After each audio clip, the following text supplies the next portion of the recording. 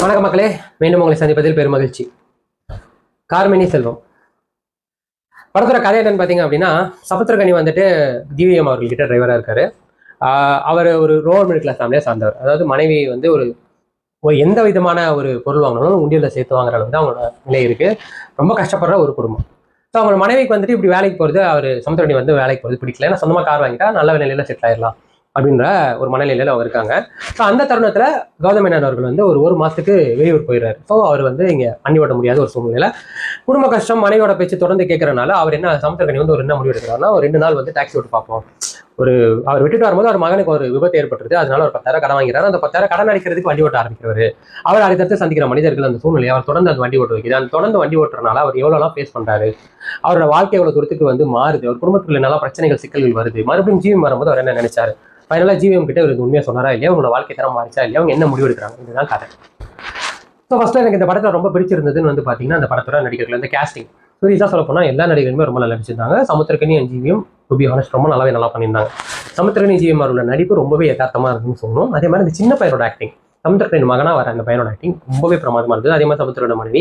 ஆனால் அந்த பையனோட ஆக்டிங் ரொம்ப தரமாக ரொம்ப இயற்கையாக இருந்தது. அவங்க சில ஒரு இடத்துல வந்து அவங்க அப்பா குடிக்கிற அந்த காத்தாடையை வந்து அடிச்சு கிழிச்சு உடைச்சு அப்படியே அந்த கோவத்தை காட்டுவான். உண்மையிலேயே அது அவ்வளோ தத்துருவமாக இருந்தது. ஸோ நடிப்புன்னு வரும்போது எல்லாருமே நல்லா பிரமாதமாக நடிச்சிருந்தாங்க. அதை தாண்டி இந்த படத்தோட இசை மியூசிக் வந்துட்டு ரொம்ப மைல்டாக இந்த மாதிரி ஒரு படத்துக்கு இவ்வளோ கொடுத்தா போதும் அப்படின்ற ஒரு ஸ்டாண்டர்டோட பண்ணியிருந்தாங்க. பாடல்களுமே வந்து படத்தோட பார்க்குறப்போ ரொம்ப இதமாக இருந்தது. மூணாவது சினிமாட்டோகிராஃபி. வெளிநாடு, அதாவது படம் எப்படின்னா வெளிநாட்டில் சமுத்திரக்கனி வேலை செய்யும்போது அவரோட கண்ணோட்டத்துலேருந்து ஃப்ளாஷ்பேக்கில் ஆரம்பிச்சு மறுபடியும் இங்கே சென்னைக்கு வரும். ஸோ அந்த மாதிரி போயிட்டு வரும். ஸோ அந்த இடத்துல அவங்கள காட்டும் போது அந்த வெளிநாட்டை காட்டும் போதுமே ரொம்ப பிரமாதமாக படம் பிடிச்சிருந்தாங்க. அதே மாதிரி இங்கே உள்ள சூழலையும் அதுவும் அந்த லொக்கேஷன் ரொம்பவே நல்லா இருந்தது. சமுத்திரக்கனி வீடு, அதை தாண்டி அந்த பீச் எல்லாமே ரொம்ப பிரமாதமாக இருந்தது. விஷுவலி படம் பார்க்குறப்போ ரொம்ப சூப்பராக இருந்தது. அதுவுமே பிரமாதமாக இருந்தது. ஸோ அடுத்து இந்த படத்தோட ரைட்டிங், அதாவது ஒரு இந்த படத்தோட பிளாட்னு பார்த்தீங்க அப்படின்னா, அதாவது தேவையே இல்லாததை தேவைக்கு அதிகமாக வாங்கினா தேவையானதை வாங்க கொடுக்குற சூழல் இல்லாமல் போயிடும். அதாவது கடன் பட்டு காசைக்காக அளவுக்கு அதிகமாக வாங்கும் போது அந்த கடன் ஒரு கட்டத்தில் உங்கள்கிட்ட இருக்கிறதையும் சேர்த்து பிடிங்கி போயிடும், அந்த நிம்மதியும் சேர்த்து பிடிங்கி போயிடும் அப்படின்ற ஒரு பிளாட் தான். ஸோ அதில் வந்து அவங்க அந்த பிளாட் எடுத்துக்கிட்டு அவங்க அந்த திரைக்கதை பின்னதும் ரொம்பவே நல்லா இருந்தது.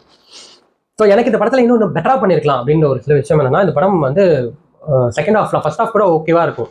சமுத்திரக்கனி வந்து வேற விதமான ஒரு நடிகர், அதாவது பணம் தேவை இருக்கிறவர், அந்த படத்தை எப்படியா சம்பாதிக்கணுன்ற ஒரு கேரக்டர், ஒரு ஜம்ப் இருக்கும். எதுவுமே வேணாம் இப்படியே போகலாம் அப்படின்ற ஒரு கேரக்டருக்கும் எல்லாம் எப்படியாவது போகலாம் பட் காசு வேணும்ன்ற நினைக்கிறதுக்கும் ஒரு ஜம்ப் இருக்கும். அந்த கேரக்டர் ரொம்ப அழகாக பண்ணியிருப்பாரு. பட் செகண்ட் ஹாஃப் வந்தோன்னா என்ன ஆகும்னா, அந்த கேரக்டருக்குள்ளே பயங்கரமாக ஆசோலேஷன் இருக்கும். மோரோவர் அங்கங்கே மாறி போயிட்டு வர அந்த இடத்துலையுமே படம் கொஞ்சம் நகர்தல் வந்துட்டு அப்படி அதுக்கு முன்னாடியும் வந்து முயல் வேகத்துக்கு வந்திருக்காரு. பட் இது ஆமை வேகமாகவும் இருந்திருக்காது, ஒரு நடுநிலையாக இருந்திருக்கும். பட் செகண்ட் ஹாஃப் வந்து ஒரு ஆமை வேகத்துக்கு ரொம்ப ஸ்லோவாக சீரியல் டைப்பாக ரொம்ப பொறுமையாக சோதிக்கிற அளவுக்கு போயிருக்கும். மேபி ஒரு ஃபுல் எக்ஸ்டெண்டட் சீனாகவே இருக்கும் எல்லாமே. ஏதாவது நீங்கள் அந்த சீனை பாதியில் கட் பண்ணால் கூட அது எப்படி எண்டு முடிஞ்சிருக்குன்றது மக்களுக்கே தெரிஞ்சாலும் அது டுவர்ட் எண்ட் வரைக்கும் அந்த சீனோட எக்ஸ்டெண்ட் வரைக்கும் போகிறனால அது பொறுமையை நம்மளுக்கு சோதிக்கிற அளவுக்கு ஒரு முனைப்பு வந்திருக்கும் அந்த சீனில். ஸோ அதை கொஞ்சம் கம்மி பண்ணிக்கலாமோ அப்படின்ற ஒரு எண்ணம் இருந்தது.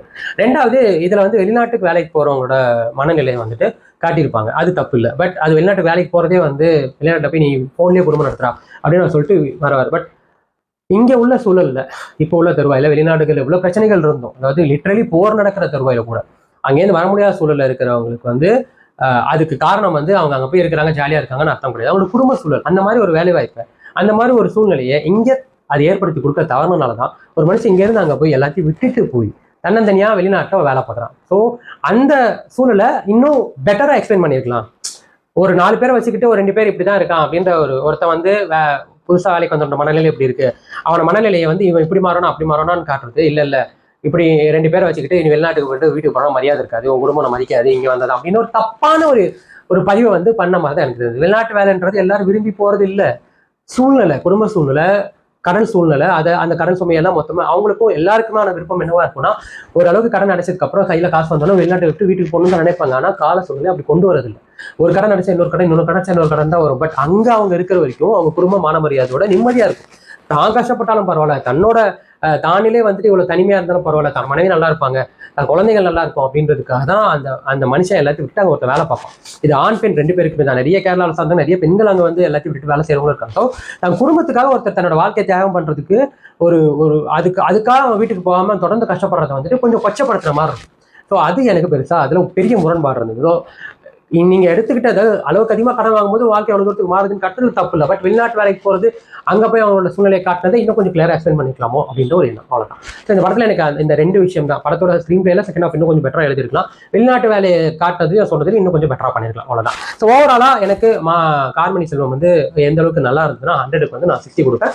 ஒரு நல்ல ஃபீல் குட் மூவி. பட் உங்களுக்கு ஃபுல் படமும் பார்க்கணும், பொறுமை வேணும். உங்களுக்கு பொறுமை இருந்தால் நிச்சயமா ஒரு வாட்டி தியேட்டரில் போய் ட்ரை பண்ணி பாருங்க. அவ்வளோதான் மக்களை, மீண்டும் அடுத்த வாரம் வேற நல்ல திரைப்படம், வேற நல்ல விமர்சனம், வேற முன்னோட்டத்தில் உங்களுக்கு சந்திக்கிறேன். விஜய் கிராதகன் இது நிமிஷம் ஸ்ரீலாந்து போச்சு.